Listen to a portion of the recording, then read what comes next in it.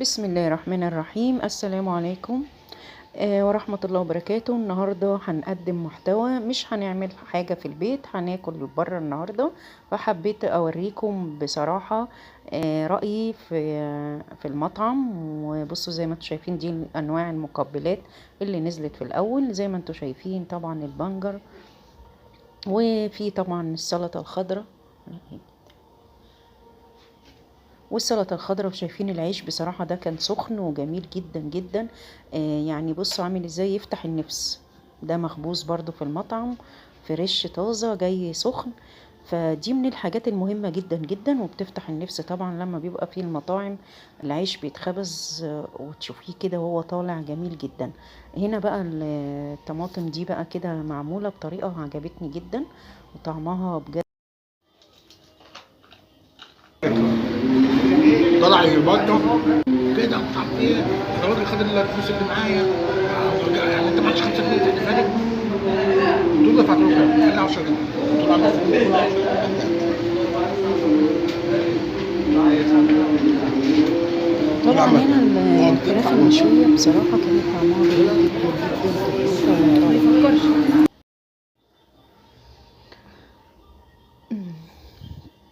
طبعا الحمد لله، طبعا الأكل كان روعة جدا جدا والمطعم بصراحة نضيف جدا. والتتبيلة بتاعة الفراخ فوق الروعة. والرز البسمتي معمول كده بطريقة حلوة وطعمه جميل قوي قوي. يعني بصراحة كل حاجة كانت جميلة.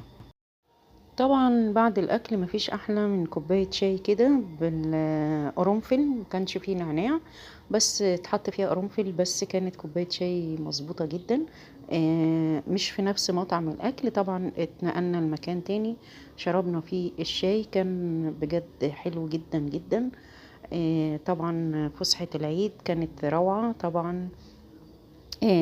حاجة جميلة جدا والتغيير مطلوب.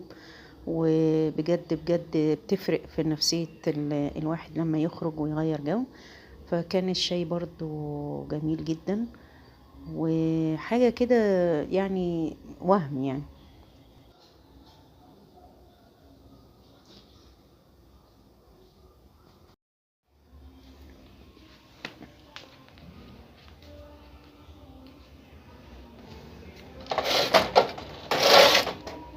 خش.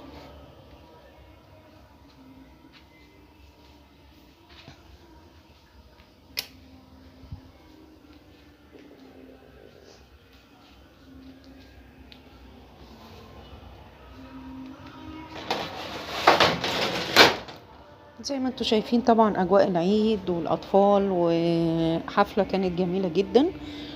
حضرناها وشوفنا طبعا اجواء حلوة قوي. هسيبكم تستمتعوا في باقي الحفلة. وعيد سعيد عليكم وكل سنة وانتم طيبين.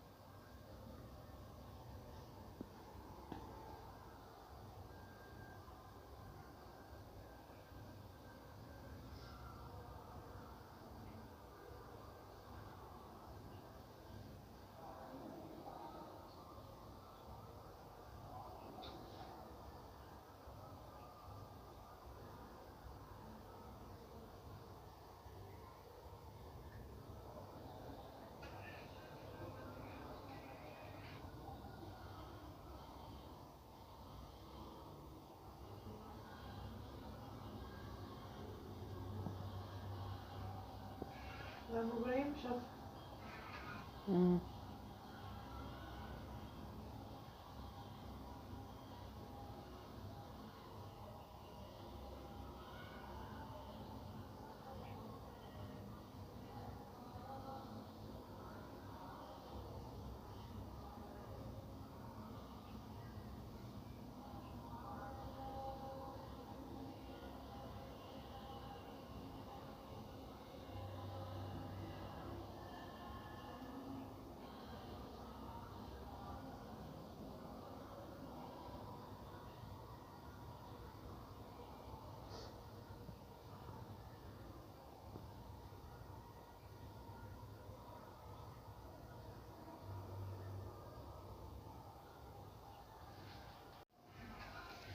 زي ما انتوا شايفين طبعا عيد وفرحة وأطفال مبسوطين بالجو.